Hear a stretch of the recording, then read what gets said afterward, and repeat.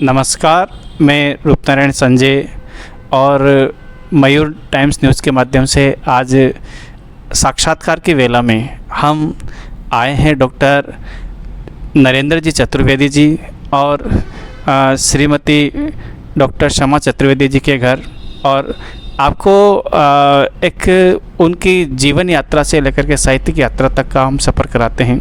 Sir नमस्कार। नमस्कार नमस्कार, बहुत बहुत। सर, आप दर्शकों को बताना चाहेंगे कि आपकी जो जीवन यात्रा है कहाँ से शुरू हुई? जीवन यात्रा तो जन्म से शुरू हो जाती है, शुरू हो गई। कहाँ से, जैसे कौन से डिस्ट्रिक्ट के हो, ग्रामीण अंचल है? मेरा जन्म 12 में हुआ था। मेरे पिता असिस्टेंट एक्साइज कमिश्नर थे उस ज़माने में, स्टेट टाइम में।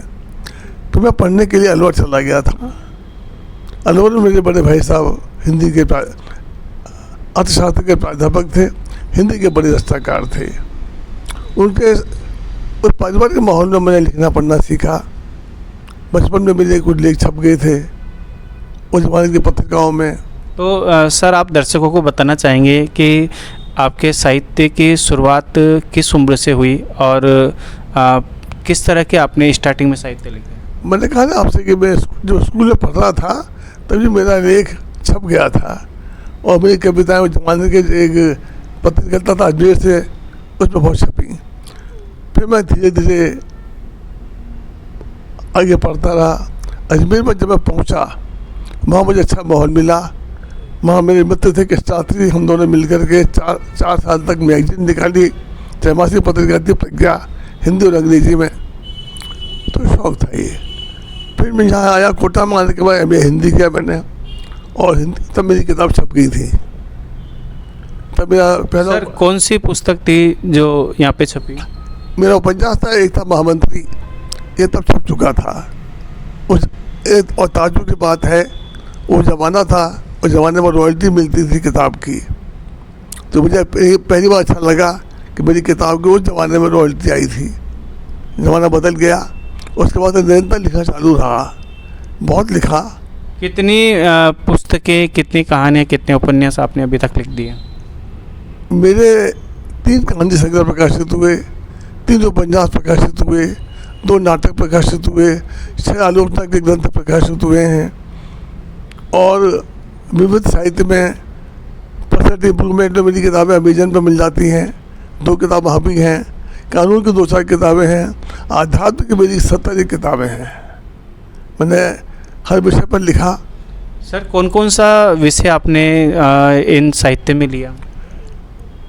मैं चूँकि सरकार की नौकरी में भी था, लेखक भी था, मनुष्य मात्र से मैं जुड़ा हुआ था, मेरे पास कोई भेदभाव था ही नहीं किसी का। तो उसके कारण से मेरा एक लंबा चौड़ा सिलसिला था जगत का। मैं धर्म से जुड़ा तो आध्यात्म की गहराई तक पहुँच गया। मैं जपजी साहब पर भी लिखा है, मैंने गीता पे किताब लिखी है, हर जगह पर पहुँचा मैं। फिर मैंने जब हाड़ौती में आया मैं यहाँ पर, तो मुझे शौक हुआ हाड़ौती का, तो मैं चारों जिलों में रहा। ये सब परमात्मा की कृपा थी। सर, आप हाड़ौती के लिए किस तरह के साहित्य आपने लिखे? मैंने हाड़ौती के रचना कर्म पर 2000 साल का तो सांस्कृतिक इतिहास लिखवाना। इसके बाद एक एक कवि, एक एक कथाकार, रचनाकार, आलोचक, उपन्यासकार, 2 पुस्तकें मोटे तैयार किए। हाड़ौती हिंदी गद्य की परंपरा, हाड़ौती हिंदी साहित्य पद्य की परंपरा, और 20वीं शताब्दी 100 साल के इतिहास को समेटते हुए लाया था मैं। मेरे पास तो एक विपुल पाठक समुदाय भी है और मेरा विपुल साहित्य समाज भी है। सर, आप अभी वर्तमान में साहित्य के क्षेत्र में कौन सा कदम आगे बढ़ा रहे हैं? इस वक्त मैं सिर्फ हाड़ौती में काम कर रहा हूँ। अभी हमने चौथबेल जी का सम्मान किया था। इसके बाद हमारे मित्र हैं देवी दर्पण, उनका सम्मान करेंगे।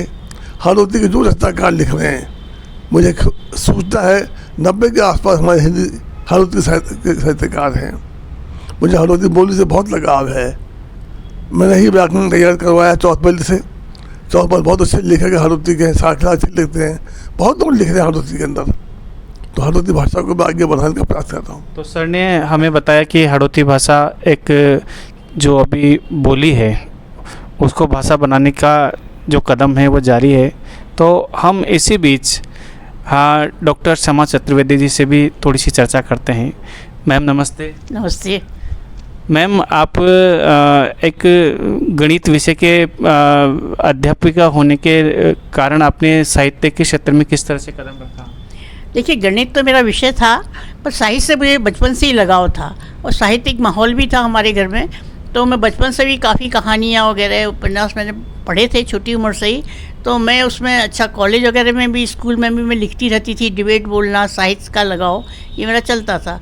पर यह है कि पत्रिकाओं में लिखना और ये सब करना, ये मेरा शादी के बाद ही शुरू हुआ। मैम आप दर्शकों को ये बताना चाहेंगे कि ऐसा कौन सा साहित्य था जो आपने सबसे पहले पढ़ा, जिससे आपने प्रेरणा ली और लिखने की शुरुआत की?